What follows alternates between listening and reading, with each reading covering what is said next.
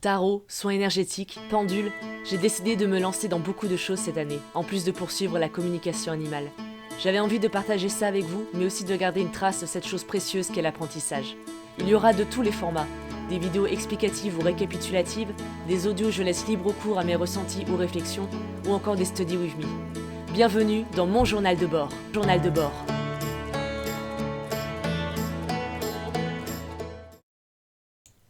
Comme vous allez très vite le remarquer, j'ai une collection assez modeste pour l'instant comme je débute à peine. Donc je trouvais ça intéressant de faire une vidéo de ma collection en début d'année pour ensuite en refaire une quand on sera en fin d'année, histoire de voir comment ça a évolué dans l'année. Alors on va commencer par la présentation de mes oracles. Je n'en ai pas beaucoup et je ne compte pas en avoir beaucoup parce que c'est pas particulièrement ça que j'étudie, mais comme j'en ai quelques-uns du coup, eh bien autant vous les présenter. On va commencer dans l'ordre du plus vieux au plus récent du coup, donc avec le tout premier oracle que j'ai acheté, l'oracle du peuple animal. Alors celui-là du coup je l'ai depuis 2019, et en fait je l'ai acheté sans vraiment avoir d'objectif avec en fait, parce que ça m'intéressait, les cartes m'ont toujours intéressé, mais je pensais absolument pas à les étudier un jour, mais juste celui-là, il m'a tiré depuis un petit moment, à chaque fois que je me baladais sur Amazon je tombais dessus, donc... à un moment, je l'ai pris, surtout que j'étais en pleine période où j'ai réessayé avec la communication animale, parce que la communication animale et moi, on a une longue histoire. donc je trouvais ça cool du coup de tomber dessus. Du coup, comme vous pouvez le constater, comme tous les oracles et tarots, il est accompagné de son livret, donc un livret un peu baraque, hein, bien costaud ce livret-là, parce qu'il explique du coup super bien le but des cartes. Il explique un peu les familles d'animaux, si c'est un animal un peu actif, passif, des choses comme ça. Il explique comment procéder pour faire un tirage en une carte, deux cartes, trois cartes, etc. Et évidemment, il y a une explication sur chacune des cartes, le message de l'animal, etc., etc. Il est vraiment très très complet ce livret. Les cartes en elles-mêmes sont à reliure dorée, comme beaucoup aussi de cartes oracle ou de tarot. L'arrière est assez joli aussi, je trouve. Les cartes, alors ça m'a fait bizarre de le remanipuler parce que ça faisait, je m'en suis vraiment très peu servi de celui-là. Comme je vous l'ai dit, je l'ai acheté sans vraiment, sans avoir d'objectif derrière, donc je l'ai très peu utilisé. Même encore aujourd'hui, il faudrait d'ailleurs. Mais comme j'ai pas les connaissances que j'ai un petit peu maintenant, c'est vrai que j'ai pas cherché à avoir de lien en particulier avec ces cartes. Et il faudrait que j'y travaille un jour quand même, mine de rien. Ce qui est bien avec cet oracle, comme je vous l'ai montré juste avant, c'est qu'il n'y a pas seulement des animaux qui existent, il y a aussi des créatures un peu mythologiques. Donc là, je vous ai montré le sphinx, il y a aussi un dragon, je crois qu'il y a une sorte de griffon aussi. Et aussi, ce qui est bien avec cet oracle, c'est qu'il n'y a pas que des animaux tout mignons, il n'y a pas seulement le cerf, le cheval, le faucon. Il y a aussi l'araignée, le scorpion, donc des animaux qui attirent un petit peu moins, et du coup, c'est assez intéressant, je trouve, ce côté-là. Donc je peux pas vous en dire énormément étant donné que, comme je vous l'ai dit, je l'ai très peu, trop peu utilisé. Du coup, faire cette vidéo m'aura permis de redécouvrir ces cartes et de voir qu'elles dégagent vraiment beaucoup de douceur, même pour les animaux qui attirent pas forcément l'œil. Et justement, en parlant du fait de dégager de la douceur, vous allez très vite constater que dans mes jeux d'oracle et de tarot, c'est vraiment un critère pour moi. Du coup, nous allons passer au deuxième oracle que j'ai acheté il n'y a pas si longtemps que ça, quand tout simplement j'ai décidé vraiment de me lancer un petit peu dans les cartes. Alors j'ai décidé de commencer par un oracle, parce que je trouvais ça plus simple. Le tarot en fait ça me faisait un petit peu peur, parce que ça me semblait très compliqué. Mais en fait, genre quelques jours après avoir reçu cet oracle, j'ai découvert donc qu'il y avait des formations de tarot, et en fait la curiosité de comprendre le tarot a été très forte. Donc ce qui fait que je me suis lancée dans le tarot en fait très peu de temps après avoir reçu cet oracle. Voici donc mon petit oracle intuitif de Wild Amanda, qui est une illustratrice française. Alors dans le livret, assez simple, hein, donc évidemment une petite explication d'abord dans une introduction, et ensuite pour chaque carte vous avez un petit message assez rapide en dessous. Sur la droite vous avez un descriptif un peu plus détaillé de la carte, et en dessous vous avez en fait une idée de rituel, histoire de faire un travail sur vous par rapport au thème de la carte que vous avez tiré. Donc voilà, le dos de la carte est assez épuré, je trouve, et évidemment on a les fameuses reliures dorées sur les bords. Alors, comme vous constatez, je suis assez lente pour battre les cartes, je débute, je le rappelle, je ne suis pas encore très douée pour battre les cartes, je suis pas encore très à l'aise avec ça. Voilà, je ne suis pas encore au niveau de celles où tu vois même pas bouger la main tellement qu'elles vont vite pour battre, quoi. Donc les dessins des cartes ont été faits à l'aquarelle, et ils dégagent une douceur. C'est doux, c'est... Et ce qu'elle dit justement au début du livret, dans l'introduction, c'est qu'elle dit qu'elle voulait avant tout faire ressortir beaucoup de positifs dans ses cartes, même pour les cartes un peu dures comme l'échec, qui est en bas. Le mot et le fait de l'échec, forcément, c'est quelque chose d'assez négatif. Mais en fait, autant dans la carte que dans sa description de la carte, il y a énormément de douceur et de positivité en fait. Et c'est ça que j'aime beaucoup, dans cet oracle. Et voilà, bah justement, je vous montre un petit peu cette carte de l'échec, justement, comme on en parlait. Vous devez le constater, là, en regardant, il y a beaucoup de lunes dans ces dessins. De toute façon, la lune, c'est un truc qui est vraiment dans le monde ésotérique, spirituel, tout ça. Et il va falloir que je m'y fasse, parce que moi, je suis plus côté soleil de la force. Donc, il va falloir que je travaille un petit peu à devenir copine avec la lune. Donc, voilà pour ce deuxième oracle. Et les oracles, du coup, et en plus en particulier celui-là, du coup, je les utilise surtout pour recevoir un message par rapport à ma journée ou un truc en particulier. Et bien justement, tant qu'à parler de la lune, et bien voilà. Alors cet oracle-là, je l'ai reçu tout récemment, puisque c'est mon frère qui me l'a offert pour ce Noël 2021. Alors je sais que normalement, les oracles et les tarots, c'est à nous de les choisir, histoire que il y ait un premier lien qui se crée, il faut qu'on se sente attiré par lui, etc. Donc forcément, si on nous l'offre, on n'a pas trop le choix. Et il était évidemment hors de question que je lui fasse la remarque, surtout en plus pour un cadeau de Noël. Surtout qu'en plus, rien qu'au visuel de la boîte déjà, ça me plaisait beaucoup. Le seul truc, c'est juste que quand je l'ai ouvert et quand je l'ai reçu, je me suis dit « Mon Dieu, mais comment je vais m'en servir ?» Parce qu'on voit bien que c'est un truc très spécifique en fait, c'est un peu comme l'oracle du peuple animal, c'est très spécifique comme oracle, là c'est sur le féminin sacré, en rapport avec les lunes et tout, donc deux choses sur lesquelles je ne travaille absolument pas. Je me suis dit oh là là mais pour quelle occasion je vais m'en servir. J'ai eu un petit peu peur de ça, et heureusement il y a le livret qui explique très bien ça justement.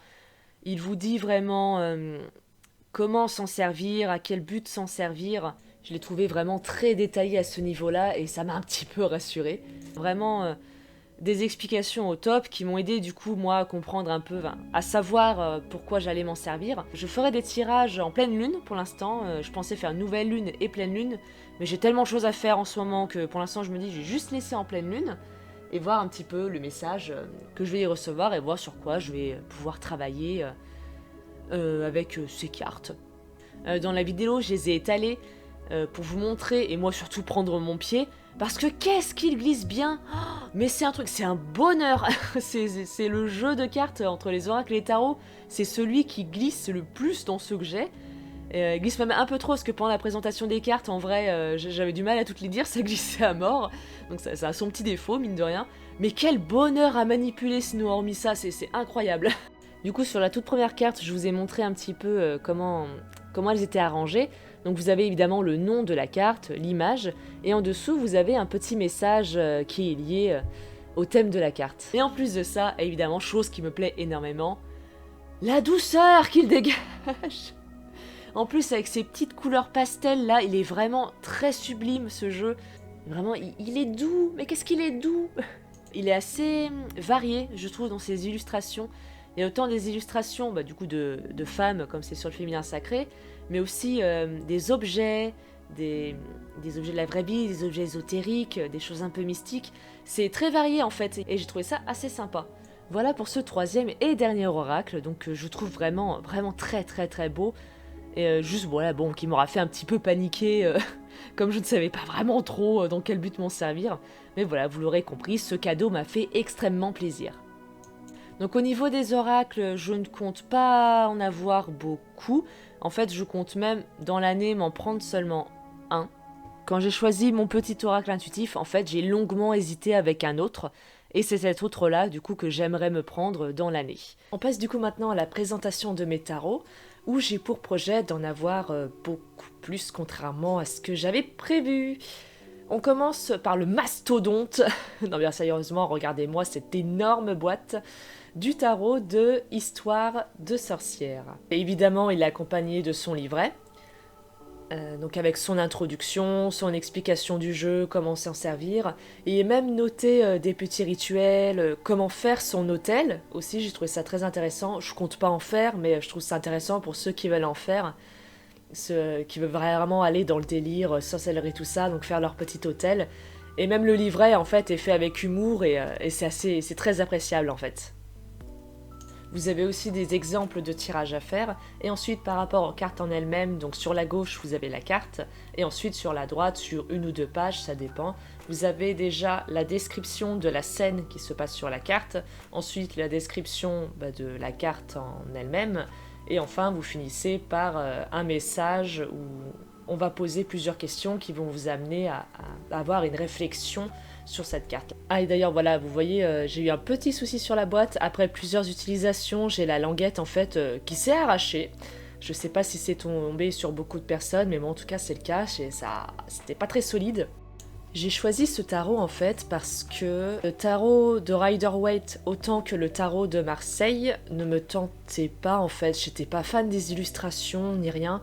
Je voulais vraiment des illustrations qui m'aident à vraiment mettre en scène la carte, qui m'aident vraiment à interpréter ce que la carte veut dire. Et bref, du coup voilà, je ne suis pas très originale et comme énormément de personnes, j'ai choisi ce tarot-là comme premier tarot. Je l'ai aussi choisi parce qu'en fait, depuis que j'ai décidé de me lancer dans absolument tous ces projets, je m'amuse à m'appeler sorcière auprès de mon copain, parce que lui, il y croit pas vraiment beaucoup à ce genre de choses. Et pour le taquiner, je m'appelle sorcière. Et du coup, tomber sur ce tarot, ça m'a fait rire. Et je suis d'abord tombée sur le tarot, et c'est après en me renseignant que j'ai vu qu'il était vraiment conseillé pour les débutants.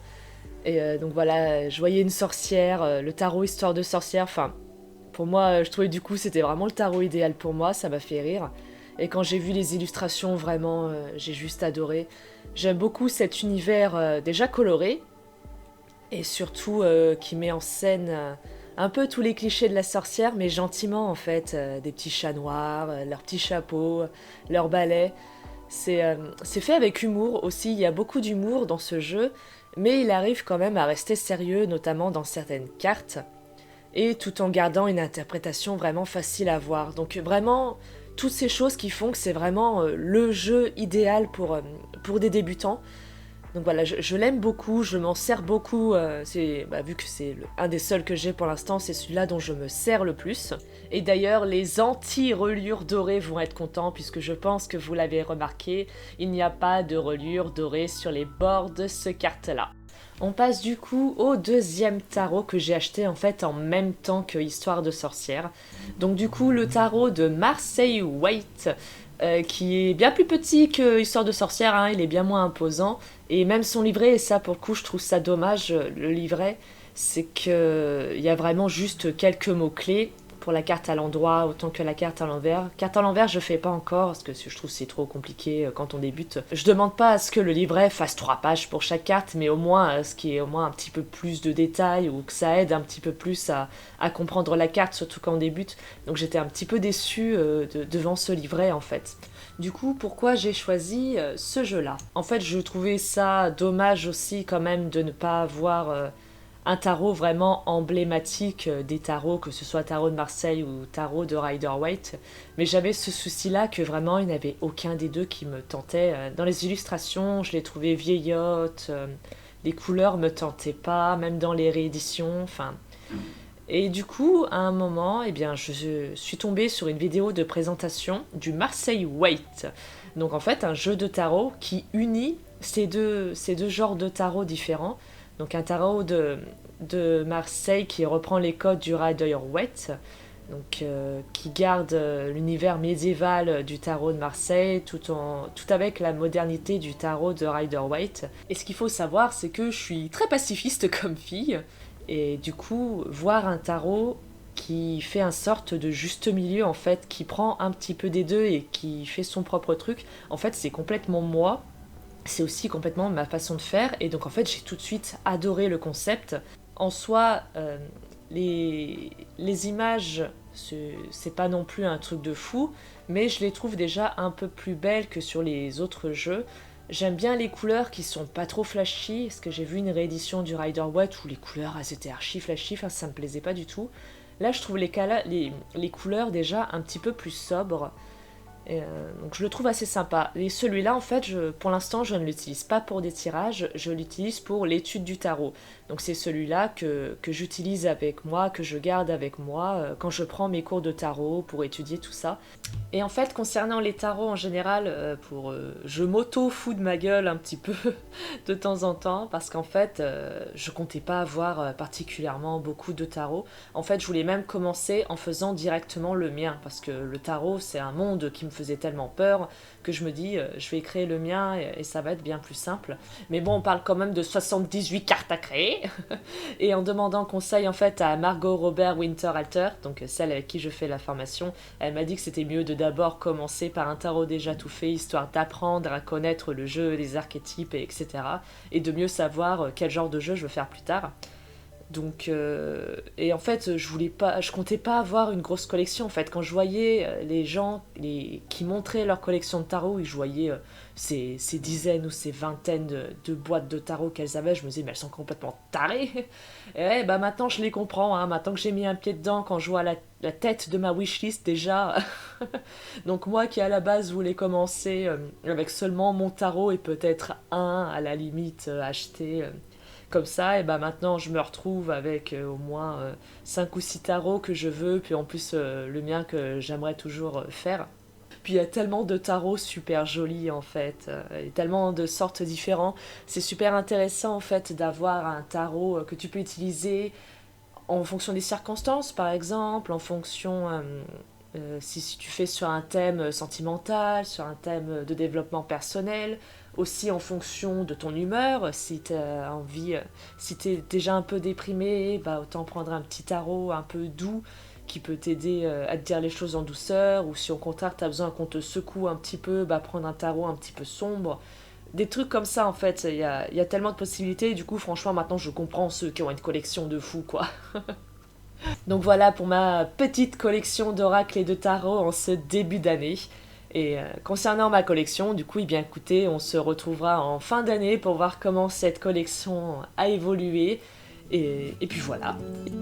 Donc sur ce, je vous dis à bientôt pour une prochaine vidéo.